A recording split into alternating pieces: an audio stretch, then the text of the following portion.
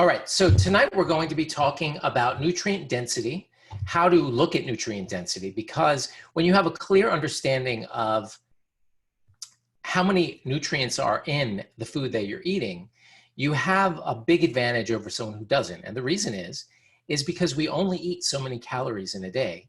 And in those calories, you want to have the most nutrients possible.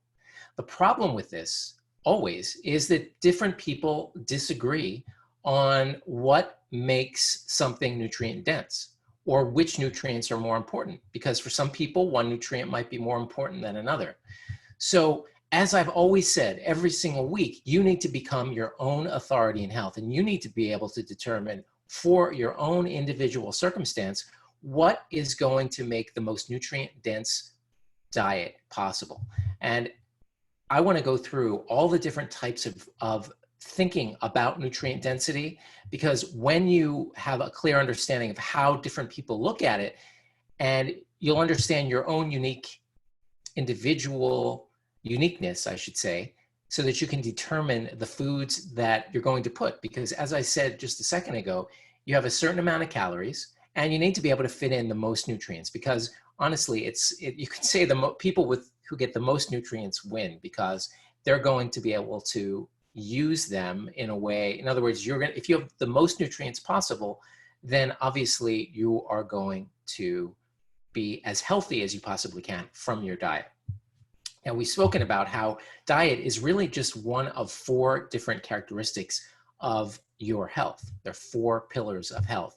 And I've gone through this in my weekly classes going into that. And tonight we're going to be focusing mainly on the nutritional one, not excluding the others, just that that's what we're going to be talking about today.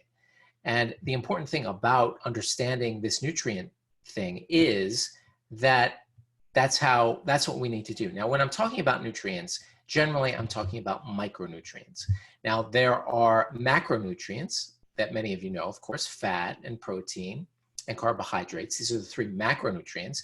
And in some cases, obviously, some people need to focus in certain circumstances on just getting fat, or a certain amount of fat or protein or carbohydrates. Those are people who are calorie deprived and they need to focus on that. But most of us, we are, especially in the crazy situation we're in now, we have a lot of food available. We have a lot of calories available to us. The problem is we're not packing them with nutrients. And that's what we're going to be talking about today. So let me share my screen. And let me know when, hopefully you can see my screen. I'll probably now am a little square in the corner. I'm going to blow this up so everyone can see. And hopefully everyone can see my screen. Now, we're also going to talk about food rules. And the reason I'm always about categorizing things, that's why I often use what's called a mind map. This is called a mind map. And it allows you to categorize things, because when we have a clear idea in our brain how to categorize things, then you can add information to it and you're able to assimilate that knowledge a lot more. So we're going to be talking about nutrient density from 3 different categories: from a plant-centric perspective, from a mineral-centric perspective, and from an animal-centric perspective. And the reason we're doing it in 3 different categories is because you can look at it in many different ways, and understanding these categories is going to make a huge difference. So let's start with plant-centric. Now, plant-centric category really was, I believe, first sort of described by Dr. Joel Fuhrman. Now, if you don't know who Dr. Joel Fuhrman is, he's been around for quite a while.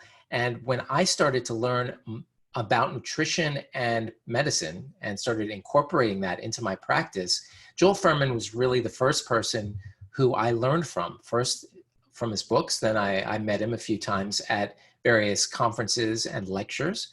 And he still is a very influential person and doctor in terms of how I see things. Now, he is vegan, and we'll go into sort of this perspective of vegan versus animal. And hopefully by the end of this lecture, you're going to understand the dynamic between how vegans look at nutrient density and how people who are into traditional diets that eat various animals understand that same concept. Because again, when you understand that, it gives you a better idea of how to use that information for yourself. Because quite frankly, most people are going to be omnivores. They're going to be eating vegetables and they're going to be eating some animal products. And I don't want anyone to think that you can't be healthy eating an omnivorous diet. We'll talk about that because there are pitfalls, but there are also equally pitfalls when it comes to a vegan diet. And I'll also cover some of those topics as well.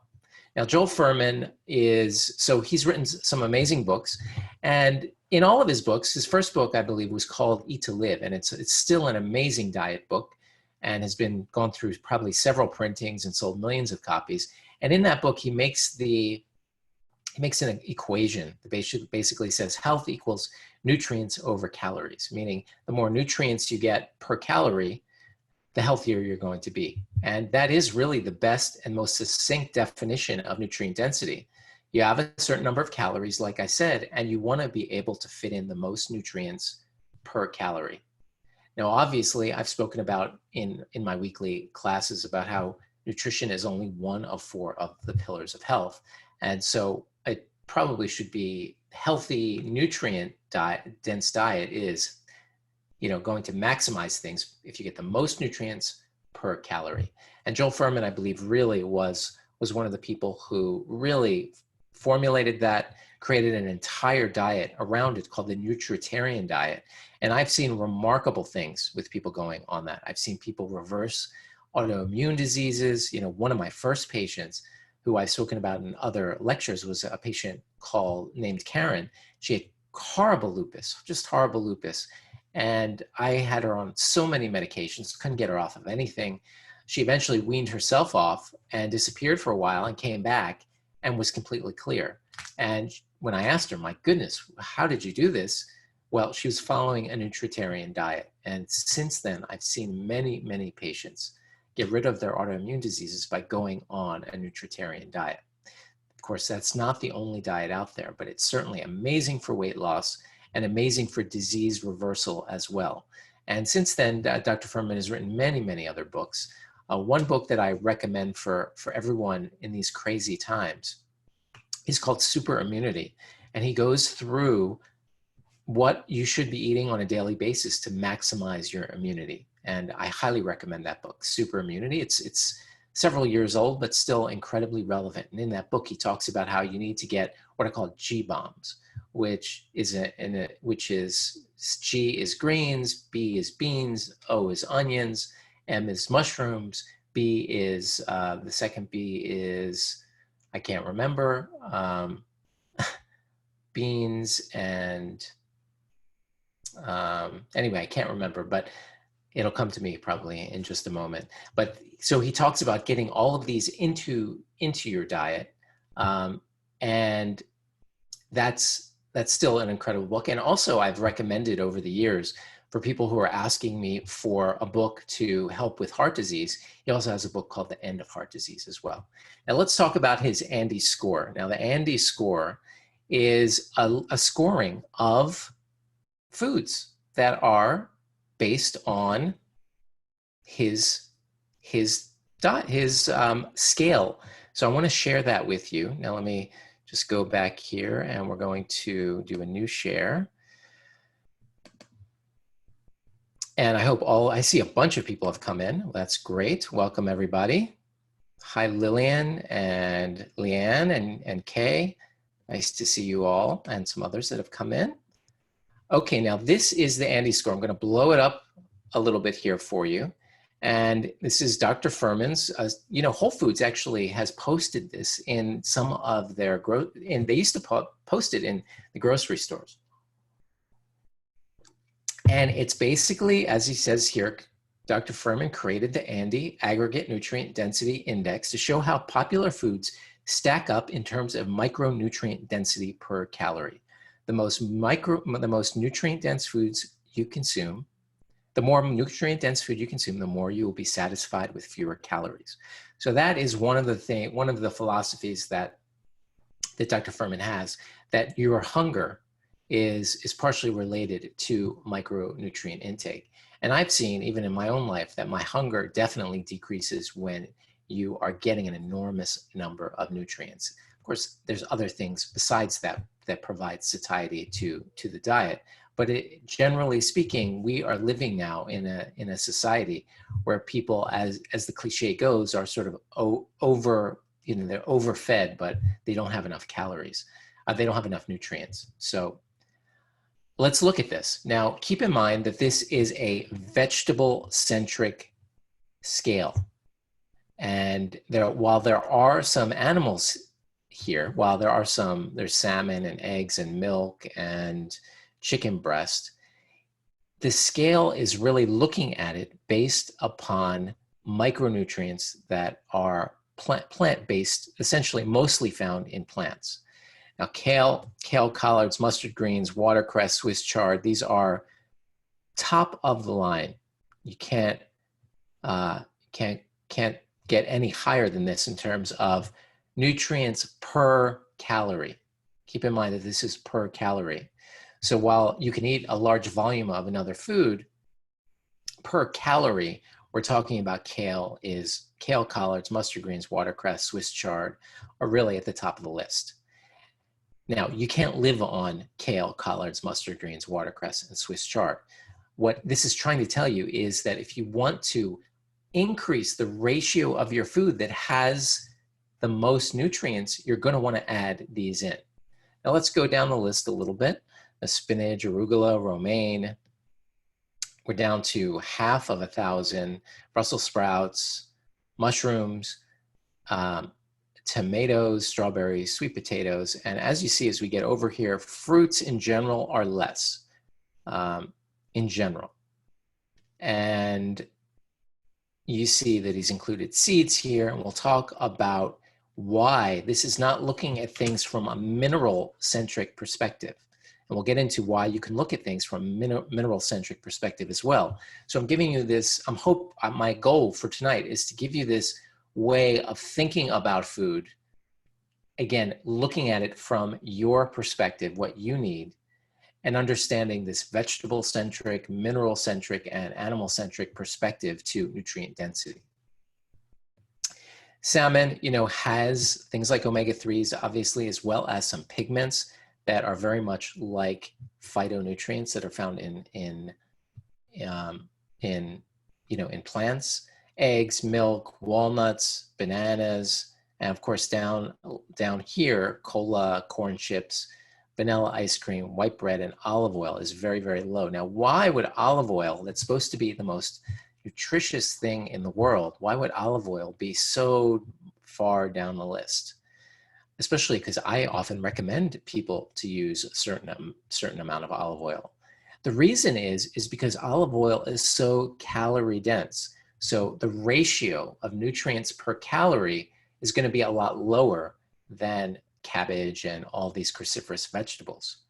But that doesn't mean that it can't be incorporated into the diet in a healthy way. You just have to understand that olive oil is 120 calories per tablespoon. All oils, 120, which means that if you pour olive oil like this over your salad, you can get 600-700 calories of oil, of calories very, very quickly. So for people who are trying to lose weight, I always recommend no more than 3 tablespoons of olive oil per day. And that's even a fair number of calories. But one thing to realize about olive oil is, and I have spoken about olive oil quite a bit, I don't want to get too far off track, is that olive oil is, or any kind of fat, is really going to help you absorb the pigments and the colors of all these things because they're fat soluble, which means that you actually need a little bit of fat to help absorb these. Now, keep in mind that that is only a little bit, you don't need a lot, because believe it or not, all foods, all vegetables, in fact, have a little bit of fat and sometimes a fair amount of protein per calorie. So you can get a decent amount of if you make, say, a kale salad, you can get a decent amount of protein in there. Same with all these leafy greens, but you have to eat a fair amount. The point is that you, for optimal health, you really do need to optimize the amount of plants that you're eating. Now, not everyone can tolerate all these types of vegetables. And you need to determine which those are and whether or not there are ways for you to be able to digest these foods. And we're going to get into that the last part of the lecture, where we'll talk about how traditional cultures, we'll briefly cover how traditional cultures made things more digestible. And how did they do that? Well, they fermented them, basically. I gave it up. They fermented them. So obviously things like all of these can be pickled or fermented. And when you ferment them, they do become more digestible, in addition to the fact of sometimes releasing a lot more B vitamins, producing B vitamins, because the bacteria, the lactic acid bacteria, can produce these vitamins for you. So it is definitely up to you to determine which foods you digest well, and try to figure out how to incorporate, these high nutrient dense foods into your diet. Now let's go back. Let's see if there are any other surprises here. The olive oil, obviously apple juice is just pure sugar. White potato, does have a fair amount of, again, not in comparison to some of these, but there are certain nutrients in white potatoes that are good for you. Again, but we're talking about nutrient density. All right, so now let's go back and pull up our mind map again. Also, by the way, I should mention that if you have any questions, this is live. So we have a nice, compact group of 24 people, and feel free to ask any questions that you have as we go along. I don't mind, and sometimes it's important for me. One of the reasons that I'm doing this actually is because I'm in the process of writing a book, and all the stuff that we're talking about is going to be put in this book. I found in my previous classes that the questions that people have asked have allowed me to really refine my thinking. So you've been very, very helpful for me in terms of allowing me to see it from another person's perspective, so that I can learn to present the material in a better fashion. So any question you have, there's no such thing as a stupid question. And so we have a question from Christopher. Does almond milk fall into the same space as almonds? No, because there's a lot of things that are bound up in the actual fiber that's in the nut. It's not bad to have almond milk, but it's not equal to. In addition to the fact that you're not getting the fiber, there are things, as I said, that are bound up with the fiber that you're going to lose. But almond milk, is nothing wrong with almond milk. You do just have to be careful that you don't get sweetened almond milk, or you can make your own almond milk. And on my YouTube page, there is a way of, I give a tutorial on how to make your own almond milk. It's so much more delicious when you make it fresh, I have to say. Okay, so now we've basically covered looking at nutrient density from a plant-centric perspective, looking at it solely from phytonutrients specifically. And now let's look at foods from a mineral perspective. Now, the reason that I think it's important to look at things from a mineral perspective is because our soil is incredibly degraded, such that we're not getting the same mineral levels that we used to see 100 years ago in our foods. So these years, this modern era, I believe, for optimal health, we need to focus on minerals. In addition to the fact that, unfortunately, because the soils have also a lot of toxins in them, when certain minerals are deficient, sometimes heavy metals take their place.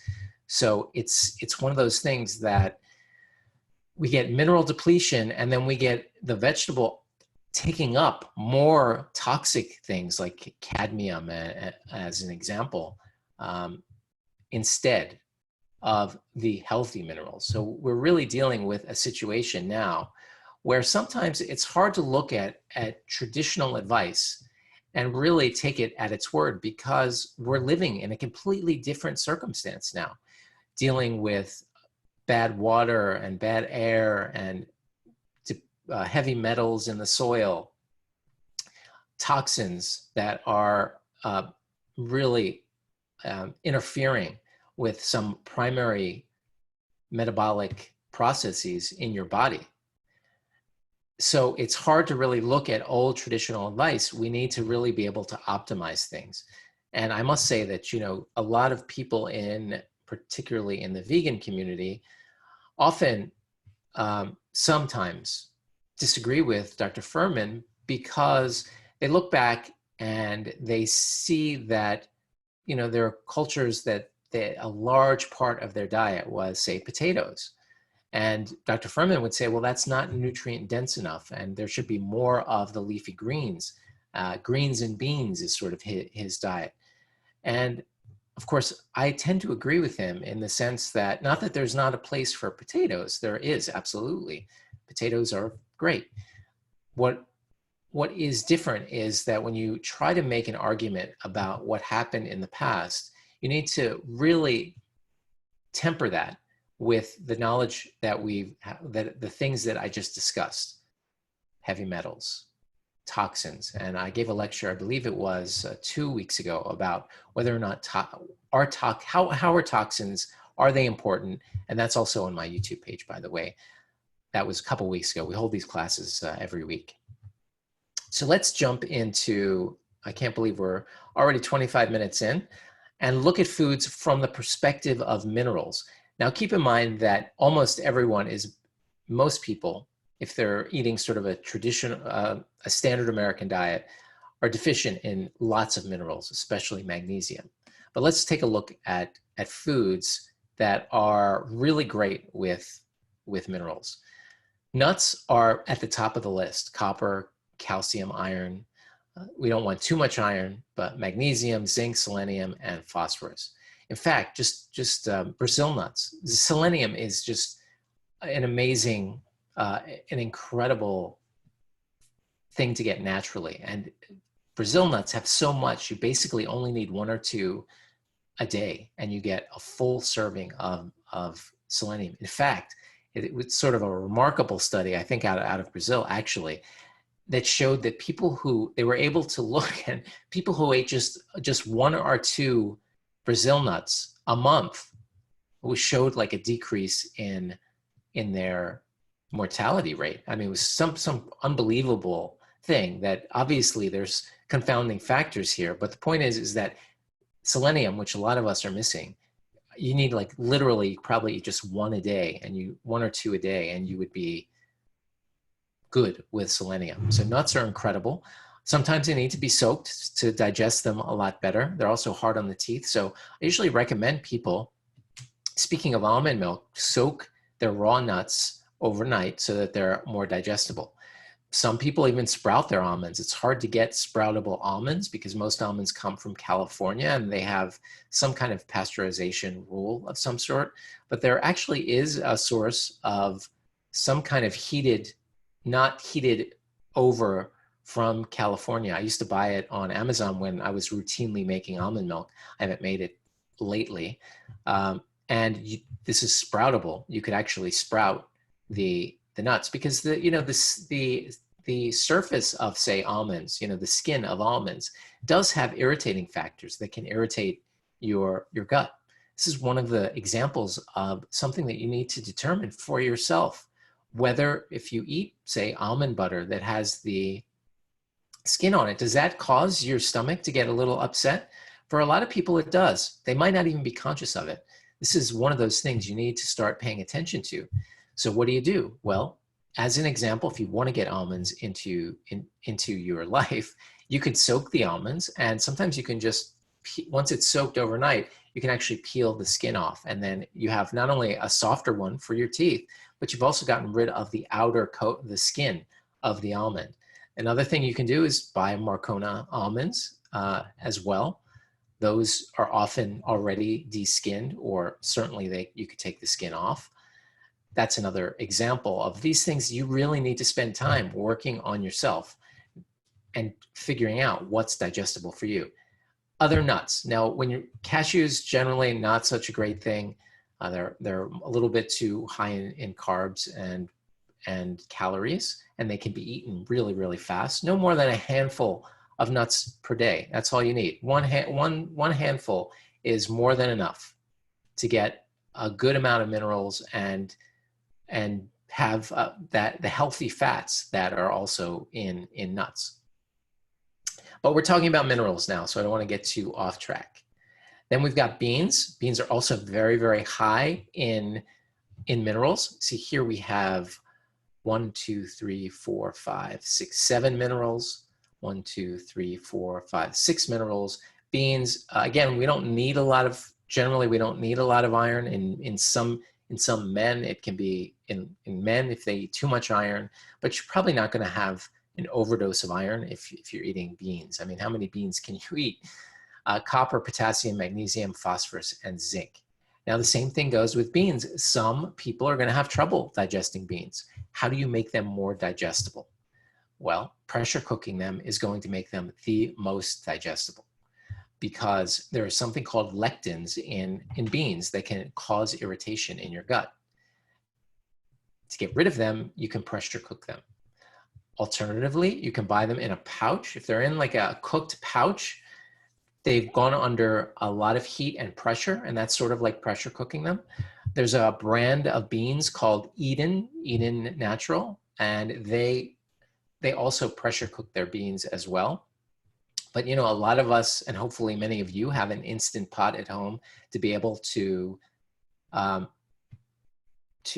pressure cook your beans so that they're more digestible. Dark leafy greens are always going to win the day. You need to have them in your diet somehow. And sometimes you have to, again, learn ways of incorporating them, and maybe you need to ferment. Maybe you need a fresh sauerkraut. Learn to ferment. As I mentioned in my last lecture, this book, The Art of Fermentation by Sandor Katz, is awesome, or I highly recommend this book. He has many, many books. The forward is by Michael Pollan that we're going to talk about in just a moment. I can't tell you how valuable this book has been for many of my patients and people to be able to get some kind of fermentation practice. It's incredibly fun. It really is, to make sauerkraut. It involves you in your food in a way that is somewhat magical, in the sense that you really feel like you are playing this really integral role in your health. Making sauerkraut with your family is incredibly fun. You really get in there and you're working on it. If you want to learn how to make your own sauerkraut, I also have a video on my YouTube page to do that. I highly recommend it. Cabbage lasts a long time in your refrigerator, which is, I think, good these days with the crisis that we're dealing with. But even more so when you ferment it, and after you ferment it for even just 3 days, let's say, and then you put it in your refrigerator, it is there for you when you want it. It's going to last for a long, long time. I mean, a long, long time. And when I was doing a lot of traveling and I was away from home, when I would come back and my refrigerator was sort of empty, seeing that jar of sauerkraut was really fabulous, because it was like having a fresh vegetable. The crunch, the salt, it's just a very satisfying thing that you can really add. I can't recommend that you learn fermentation. Now, I'm talking about cabbage, but when you read that book and any of Sandor Katz's books, you can learn so much about fermentation practices around the world. It really involves you, as I said, in your food in somewhat of a magical way, and I can't recommend it enough. Fish has calcium, magnesium, phosphorus, potassium, and selenium. Keep in mind, obviously, you're going to want to get the highest quality fish and the lowest mercury. Those are what are called the smash fish. That's salmon, mackerel, anchovies, sardines, and herring. Seeds, iron, copper, selenium, zinc, and phosphorus. So one of the other S's in that's the in G bombs, the S is seeds. Shellfish also can have a lot of selenium and zinc. Oysters have a lot of zinc in them, but there's always ways of getting zinc in other things. But zinc's obviously in the news because it can help prevent viral infections. So I believe that everyone should have some zinc, have a zinc supplement. But another way of looking at your mineral content, which is something that personally I discovered for myself, was I use an app called Chronometer, Chronometer. And in fact, I have my consulting patients and clients use Chronometer. It's a food journaling app. And I discovered, just as a personal story, that I was logging my food, and it turned out I wasn't getting a lot of zinc in my diet. It breaks down for you all the vitamins and minerals that are in the food that you are journaling in the app, which is so easy to do. Like, for example, this thing that I ate just not too long ago, which is it's basically a handful of nuts. You just scan it, the barcode, and it tells you all the minerals, calories, etc. And it gets put. And I discovered I wasn't eating a lot of zinc. And when I started to do some just small amount of zinc supplementation, I do believe I felt better. So food journaling is really a valuable tool, and Chronometer is an incredible free app. They have a pro that my consulting patients and clients use, a pro version, but the free version is incredible. So this is what looking at your food from the perspective of minerals looks like. Now, magnesium probably being, we need to get all of these in here. Now, if you're eating a lot of dark leafy greens, then you're probably going to be covered. And that's really what Dr. Fuhrman's philosophy, theory is basically going to say. But he also recommends nuts as well. So if you're thinking, generally speaking, a high vegetable diet is really going to get you an enormous number of minerals. You're not getting a huge amount of minerals, except for really interesting things like zinc in oysters and some minerals that are found in fish. Salt, if you get unrefined sort of salt, you're getting some minerals, but really it's mostly salt.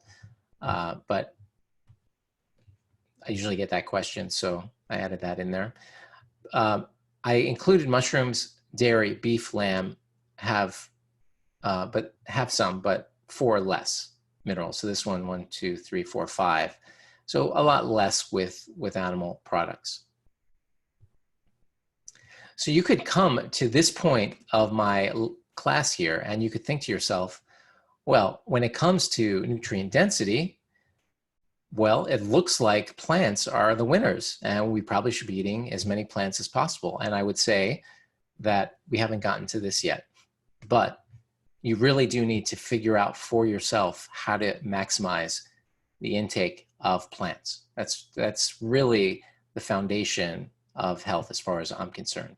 Obviously, now you're seeing people on what's called the carnivore diet, where they're just eating,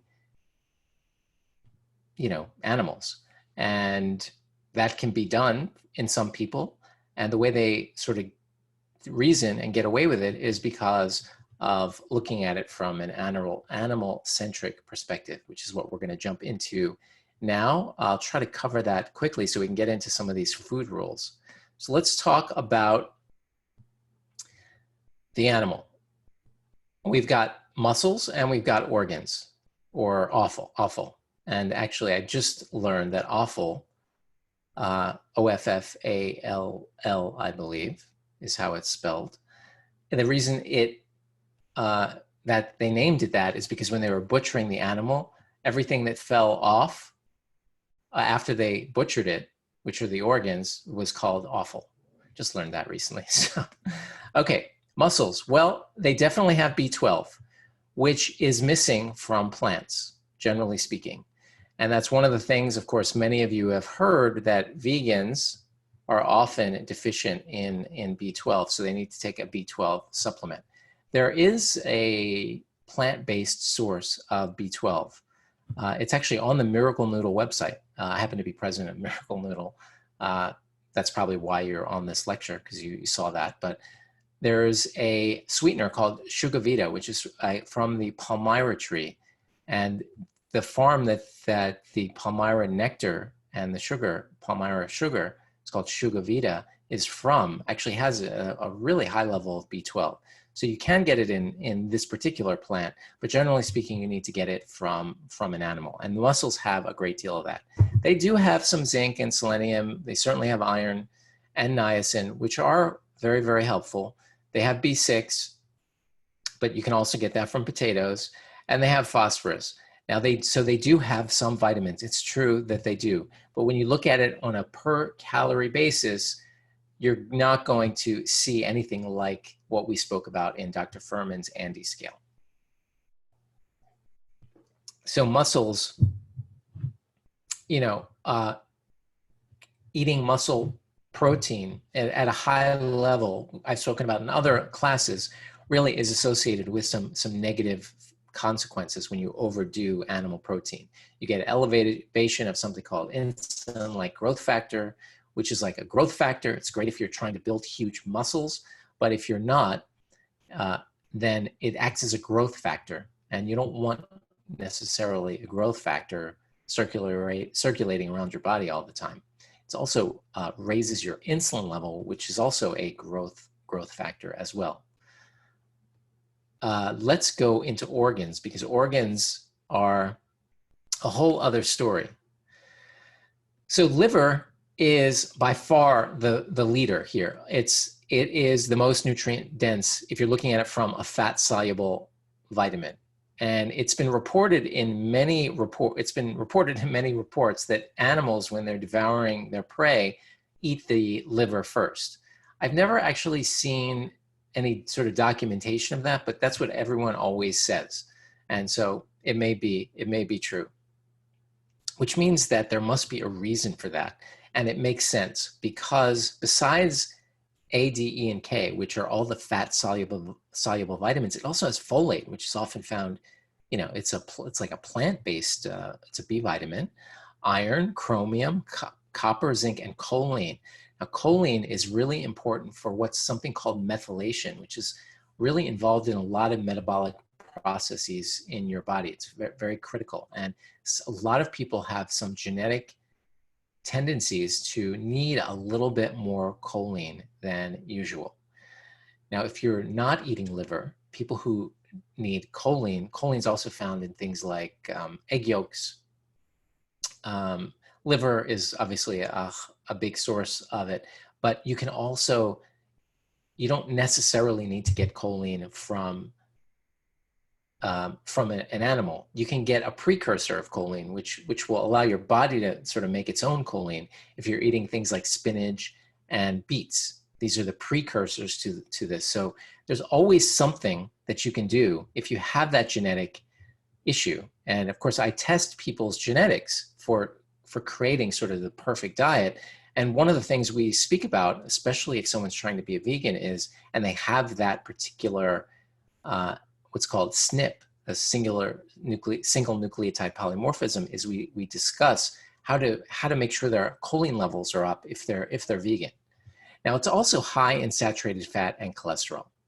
So we do need to pay attention to that. But the point is that you don't need a lot. In fact, the Weston Price Foundation, which we'll get into in just a moment, who sort of champions this notion of ancestral health, speaks about it, that you only probably need it once a week, a small amount once a week, not only to get the preformed vitamin A, but also choline.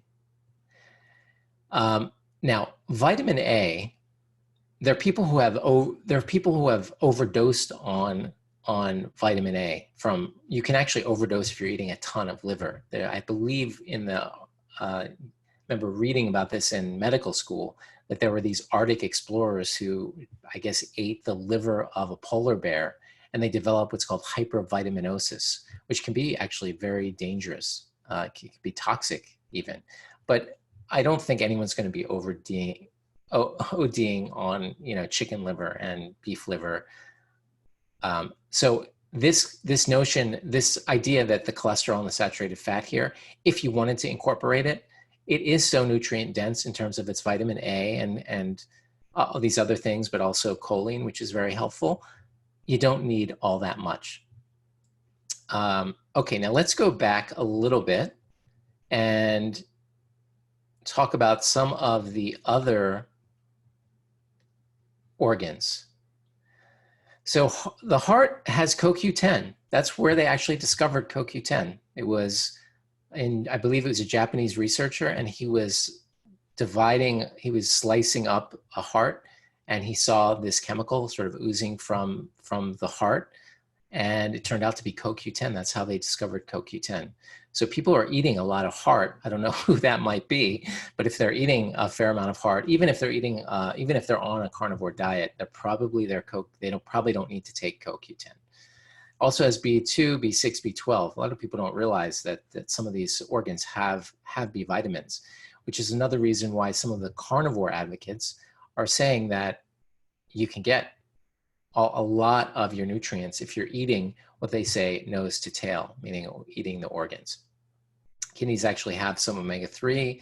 The adrenal glands that are sitting on top of the kidneys actually has some vitamin C, I've read. Sweetbreads, I don't really know. Brain has some omega-3. Obviously, your brain needs omega-3, but it's dangerous to be eating brain because of these viral type diseases called prion diseases.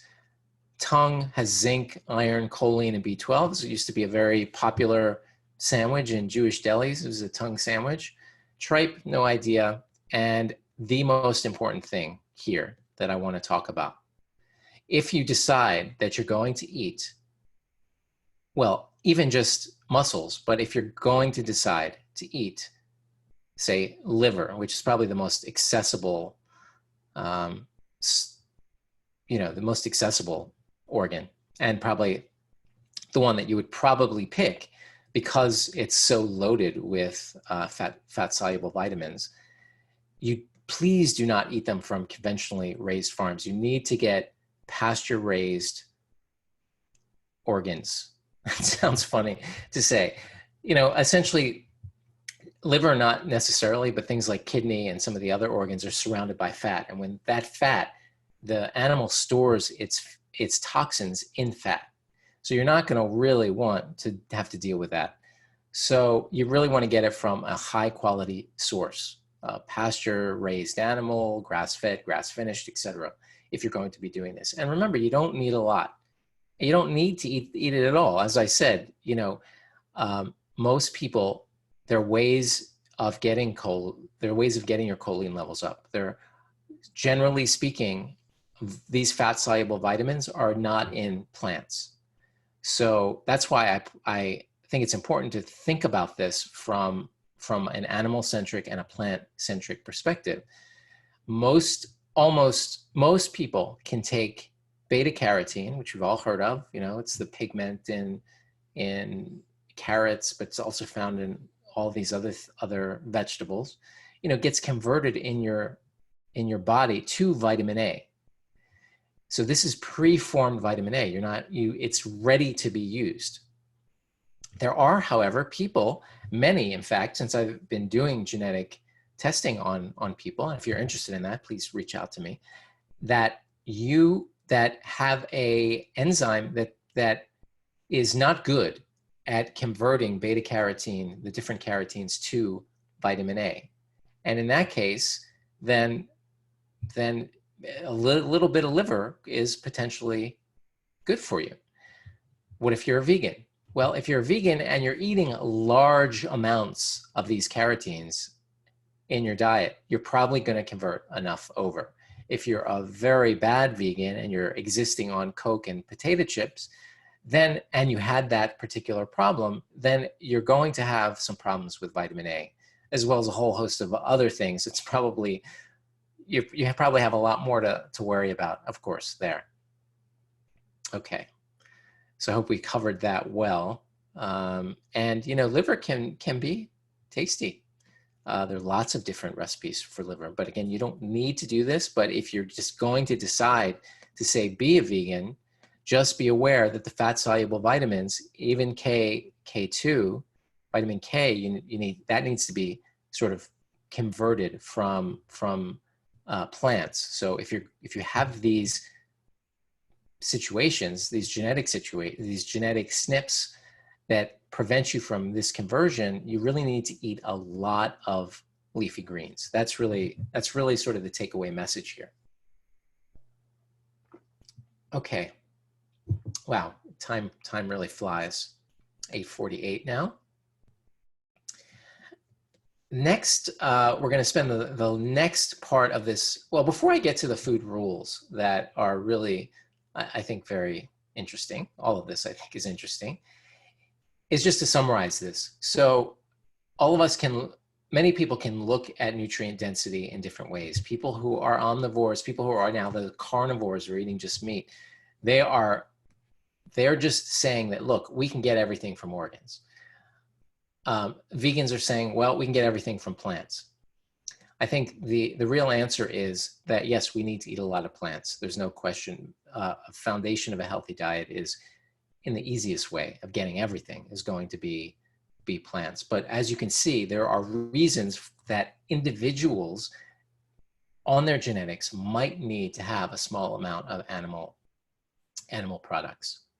So let's jump into food rules. Well, what are food rules? Well, several people, there are many, in fact, many gurus have sort of their own food rules. And I picked two unusual sources. One is Michael Pollan, not unusual. He wrote many books. Just looking and seeing if I could pull one out. The Omnivore's Dilemma, lots of different books. And probably, if you really think about it, he's probably, of all the writers out there, who has thought most about the interaction between food and environment and culture than anyone else. And he has a bunch of rules for food, and I'd like to go through those. We have 10 minutes left. And then we're going to talk about Weston Price. Now, Weston Price was a dentist in the early 1900s.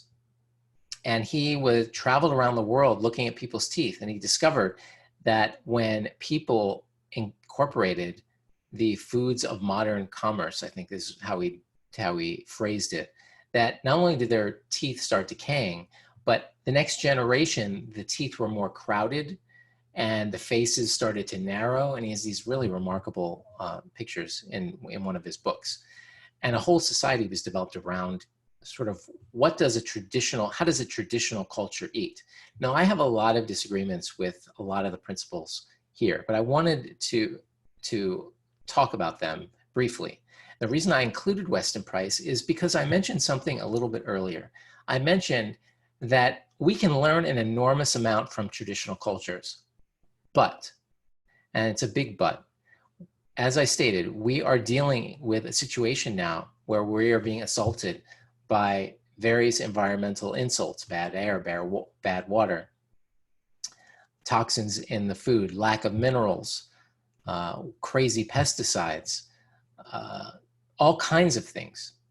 And that means to me that we really need to look at it and sort of look at these traditional suggestions, which we'll get into in just a moment, through the lens of what we might know about some of these things in the context of modern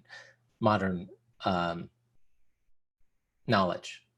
And that actually reminds me of something that has always been of interest to me, which is, as a doctor, I've always been interested in reading about what the remedies were from many years ago. And there was a physician by the name of Maimonides, who I believe was in the late 1300s, early 1400s maybe, who was this incredible genius. And he was a doctor as well as just an incredible genius philosopher as well. And I have various, looking at my bookshelf, see if I could pull one off, but various books that have preserved a lot of his remedies. And he was basically he sort of was, his philosophy was based on sort of ancient Greek medicine generally, and then sort of updated it a little bit. And, you read some of these remedies, and you're like, that could never work. It's so like primitive and it just makes no sense. Of course, some do, but a lot of them are like, they seem to be so incredibly dated that, and just they seem somewhat ridiculous. But the point here is that if we look at them through the modern lens, we think of them as ridiculous. But these things were recorded for a reason, because a lot of times they worked. Now, how could it be that way back then that these remedies could work, and now, well, it's clear that they would never work? Well, what's the difference? The difference is that our bodies are different. I mean, well, of course, we're still human. We still have the same organs. Everything's the same, except that our environment and our lifestyle is so radically different that we are, in a sense, different. And honestly, different remedies in terms of lifestyle suggestions and interventions, these evolve over time. They evolve over time because we respond to them differently through time. I know that may sound crazy, but this is what happens, I believe. I believe that we are, and we know this now because our genes express themselves differently based on our environment. We know this. It's called epigenetics. So really think about this. It's really fascinating. Our environment right now is different than it's ever been in the history of humanity, which means that we really need to be very, very smart and come up with sort of new remedies. Doesn't mean we can't learn from old remedies. Doesn't mean we can't learn from how traditional societies prepared foods. What it means is that there is no golden age of recommendations that we can go back to. There is no, because we are uniquely different now than we were even 30 years ago. That's very, very important. And when you have people make pronouncements based on, well, years and years ago it was like this and we didn't have this problem, that's not always going to pan out, because our genes are expressing themselves in very, very different ways. Additionally, the genetic expression that we exhibit, the lifestyle choices that we make, the epigenetic influences, what I just discussed, those influences, right, can actually be passed down. So you can have 2, 3, 4 generations where there are genetic things that are carried down, even though the genetics haven't changed, but the expression of the genetics have changed. This was shown in Denmark as an example. During World War II, there was this severe shortage of food, and the results of this going through this you could see changes in the children and the grandchildren as a result of this. So we are a very dynamic species. Nature is very dynamic. So I think that, again, we can't go back to a golden age. We really have to be smart now. So now let's just talk about Michael Pollan, because let's look at his overriding message, which all of you have probably seen somewhere before, which is eat food, not too much, mostly plants. See, I could have just come on and I could have just said that and the lecture would have been over. It's so amazingly typical for someone who is so profoundly intelligent and has thought about things from such a remarkable, in such a remarkable depth, that they could come up with something so simple that really, really gets to the heart of what this is all about. And that's really so true. But let's go to what he suggests. And we'll go through these. We're already up close to an hour. And of course, I know some of you probably have to go. I see we have some other people that have come in. Hi, Lillian and Laura and Kathleen and Gracie and Elena. Nice to see you all here. So let's go through Michael Pollan's list. Don't eat anything your great-grandmother wouldn't recognize as food.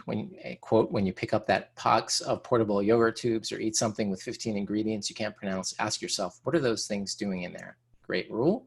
Don't eat anything with more than 5 ingredients or ingredients you can't pronounce. Also, I think a great recommendation. Stay out of the middle of the supermarket, shop on the perimeter of the store. Real food tends to be on the outer edge of the store, near the loading docks, where it can be replaced with fresh foods when it goes bad. Don't eat anything that won't eventually rot. There are exceptions, honey, but as a rule, things like Twinkies that never go bad aren't food.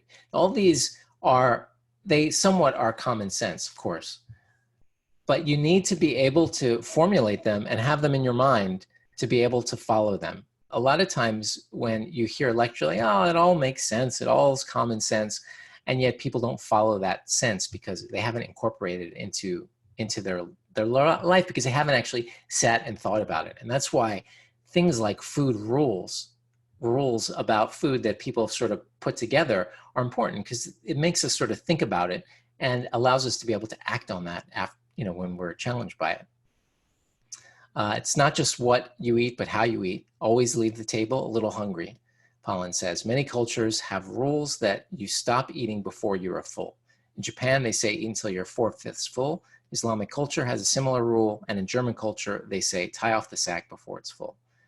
I think that's a really great suggestion, and one that I spend a lot of time talking to people about, because it can take 20 minutes. For some people, literally takes 20 minutes for the food that they have eaten to make them feel full.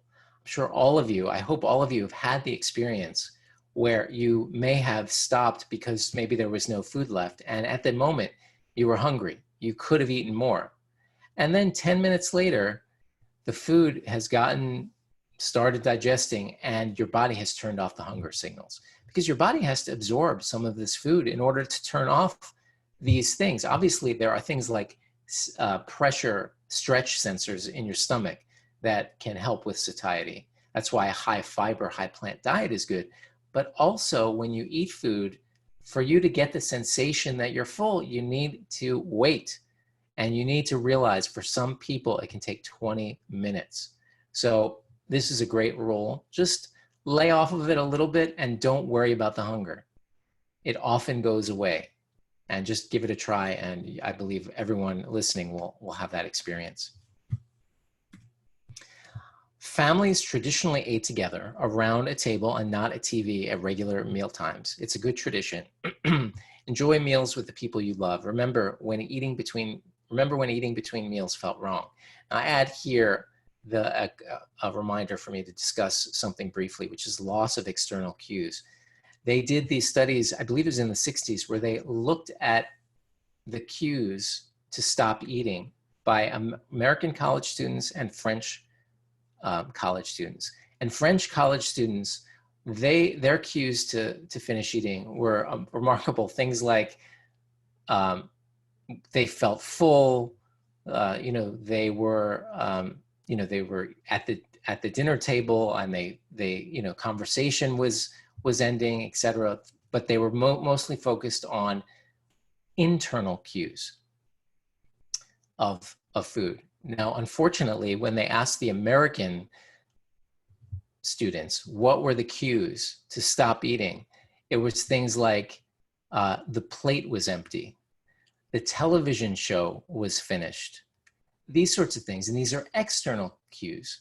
So throughout this last, 60, 70 years in North America, we're dealing with a situation where we've lost the inner sensations of our body. How horrible is that?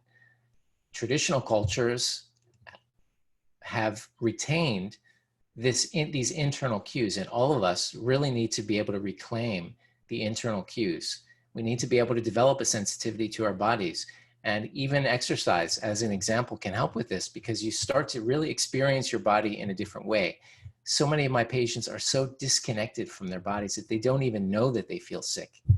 And when you start making changes into your diet that are profound changes, after a few weeks, people realize, my God, I actually felt sick. I didn't even realize it because it was my steady state. And I urge all of you to understand and to really internalize this one thing, and that is that you can feel better than you feel today. And you do that by making the right choices. And when you make these right choices, in the beginning, it can be very, very difficult. You can get to a point where you are in a situation where you have some rebounds, or like almost like addiction withdrawals when you start switching over to food that's healthier. But give it a couple weeks. You always have to give it a couple weeks, and you're going to see some remarkable things happen. Don't buy food where you buy your gasoline. 20% of food is eaten in the car. Wow. That's really something. I see we're already at over 1 hour. I will continue, and I'll just go through the next Weston Price thing, just because I think it is interesting to see something that, again, I don't agree with a lot of these, but looking at them from that traditional perspective and taking into account what I spoke about before, which is the issue that we really need to look at it from we need to look at it through the lens of modern science. Obviously, sometimes that lens is going to be incorrect. So no one really knows. We just have to do the best that we can. There could be something that I disagree with in the next list that, might turn out that they're right. But I think the exercise of going through that and the process of organizing these ideas in your mind is going to really help you make these decisions. So let's talk about what the Weston Price Foundation, which sort of took over for sort of his philosophy, what they have to say about how traditional cultures, traditional diets ate. Okay, so let's jump up to the top. And I love it that everyone is still here. So thank you to stay for an entire hour.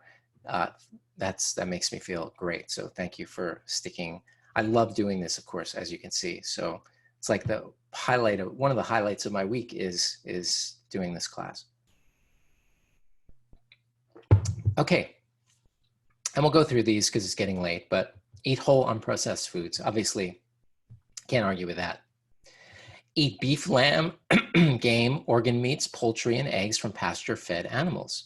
And I would say, if you're going to be eating animals, then absolutely you should be getting them from pasture-fed animals. It is more expensive. It is much more expensive. But I believe that the cheap chicken, you go to Walmart sometimes and you see it's like, 99 cents for a whole chicken or whatever, some ridiculously low price. And you have to think to yourself, how can they get it so cheap? And the reason is because they've used modern industrial techniques to be able to raise chickens fast and quickly and in a way that is not consistent with optimizing human health. These are not going to result in birds that are going to be beneficial for your health. Chicken shouldn't be that cheap. If it is that cheap, there's some modern technique that is not going to be helpful to your health. So yeah, if you're going to be eating these, you should be spending the money. Look, if you don't have the money and you really need a little bit of animal products for optimal health, realize you don't need a lot of it. Generally speaking, you just do not need a lot of animal products. But sometimes for some people, especially when we go through some genetics people's analysis, they probably would benefit. As I said, and as an example, a little bit of liver might be beneficial for them. Eat wild fish, not farm raised, fish eggs, and shellfish from unpolluted waters. Makes sense. PCBs, which is a toxin, are found at very, very high levels in farmed fish. So I'm not a big fan of farmed fish. If I go to a restaurant and they tell me it's farmed fish, it's very, very rare that I would get it. And I usually end up eating some sort of vegetable item. I don't eat a whole lot of animals, but I do like some wild caught fish on occasion, and sometimes some beef or lamb, but I eat very, very small amounts of those. Eat full-fat milk products from pasture-fed cows, preferably raw and or fermented, such as raw milk, whole yogurt, kefir, cultured butter, full-fat raw cheeses, and fresh and sour cream. Well, I can't say I necessarily agree with that. However, I just, dairy in general, is a problem for a lot of people, and I often recommend people to just avoid dairy for a month or so just to see how they feel, and a lot of people end up feeling well. But when it comes to the dairy that most people are eating, it's not pasture fed. It's, you know, it's obviously conventional. Fermented foods are almost always better. So just want to go through their suggestions. Use animal fats such as lard, tallow, egg yolks, cream, and butter liberally. Well, I can't necessarily recommend that either, but one thing to keep in mind, which they're going to get into in just a moment, is that if you're cooking at high temperatures, generally animal fats are going to be less prone to go rancid. So if you were going to be doing something at very, very high heat, you could make the case that it would be okay to use a little bit of animal fat. And believe it or not, if you look at the breakdown of, say, chicken fat, it's not all that much different than olive oil in terms of monounsaturated and saturated. It definitely has more saturated fat, but not as much as you might think. Not that I'm recommending you pour chicken fat over everything. I'm just saying that if you look at it from a certain perspective, it's really not as bad as you might think it is. It's not all saturated fat. It has some monounsaturated fat as well. So only use traditional vegetable oils, olive oil, expeller pressed sesame oil, small amounts of expeller pressed flax oil, tropical oils. How can you really argue with that? I would say that almost all flax oil is rancid, so I would avoid that. But again, we're looking at it from a traditional perspective, and I generally agree. I mean, think about what they need to do. As I have said in many classes, what do you have to do to a piece of corn to get oil out of it? It's like an organic chemistry lab, and it's not good for your health, because when you take the fats out of these from their original packaging, it's going to go rancid. So that makes sense. Take cod liver oil regularly to provide vitamin A and vitamin D.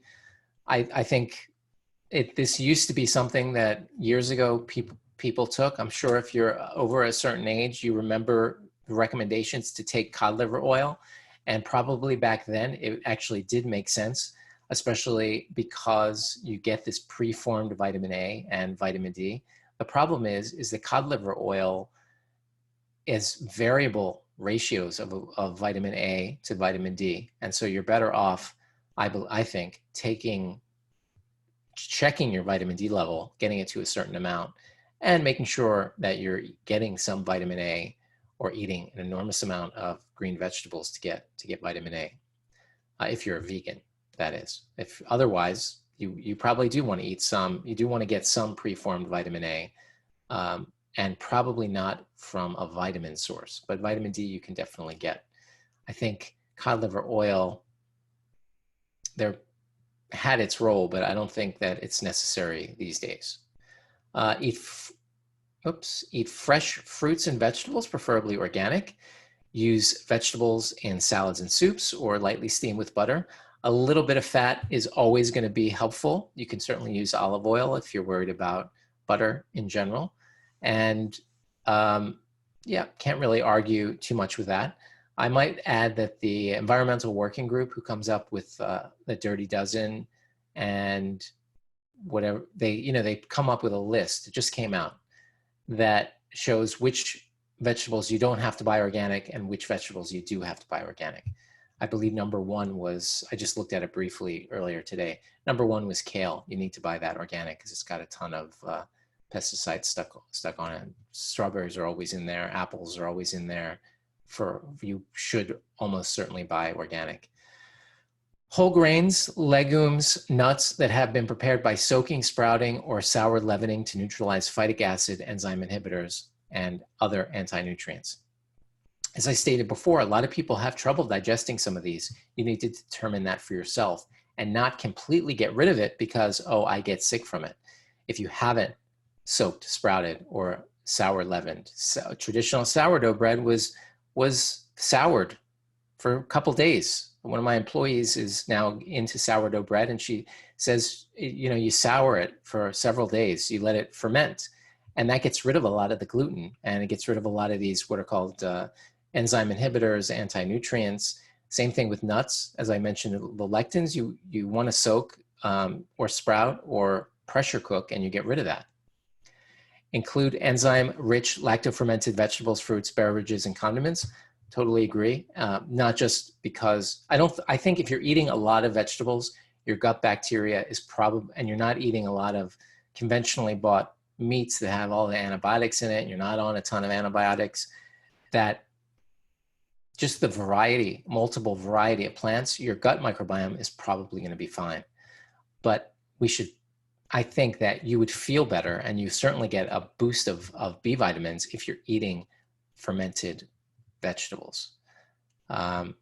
So prepare homemade stocks from the bones of pastured chicken, beef, lamb fed non-GMO feed, and wild fish, and use liberally in soup, stews, and gravies and sauces. Stocks have become very, very popular, and I know many people who feel their gut feels much, much better when they're doing stocks. And while I don't do that personally myself that often, I cannot argue against the profound health improvements that I've seen in people when they've taken on sort of a bone broth addition to their diet. I've certainly seen that improve things. Use filtered water for cooking and drinking. Makes sense. I'm going to be giving a class just on water in a couple of weeks, I think. Use unrefined salt and a variety of herbs and spices for a food interest and appetite simulation. And some people can't use a lot of salt. Some people can. There's actually reason why some studies show salt is good. Some studies show salt is bad. Some studies show salt does nothing. And the reason has to do with genetic individuality. And that's one of the things we test when I do genetic testing on people to come up with their ideal diet. There is a gene that essentially, if you have salt, it's going to make your blood pressure go up.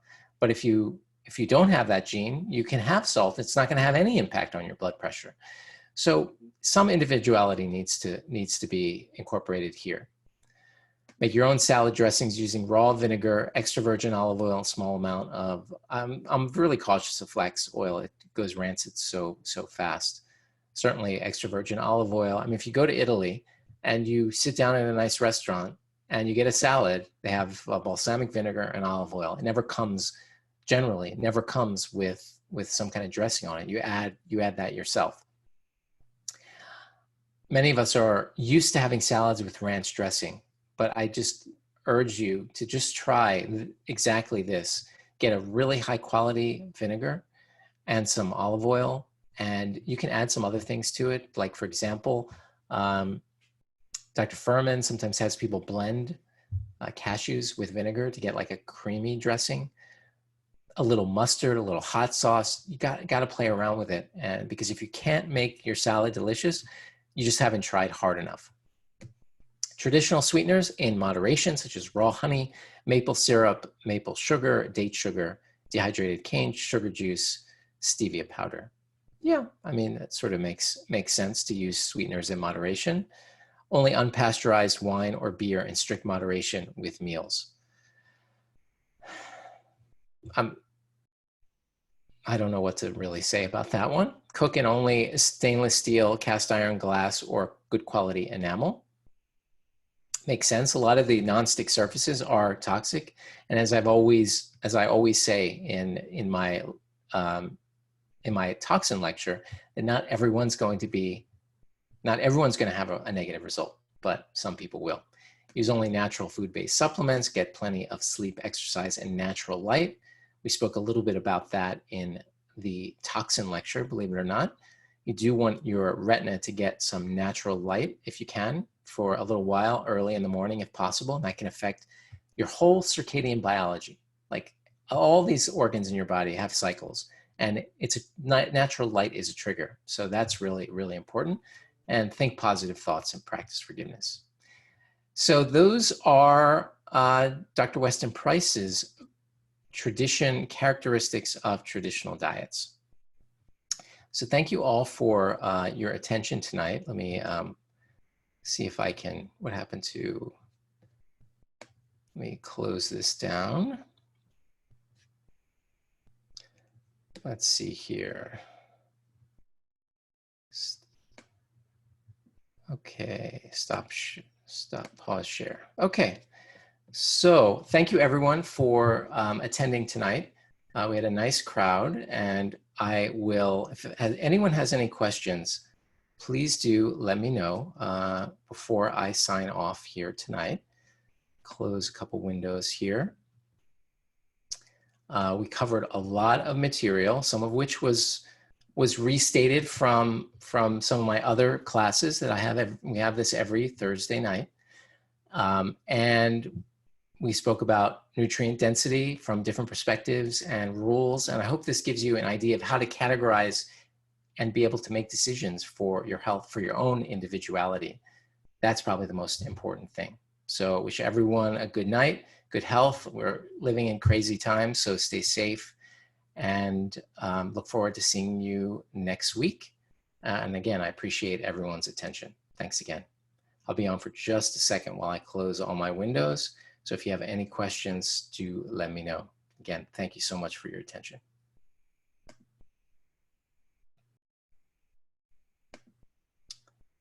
Okay.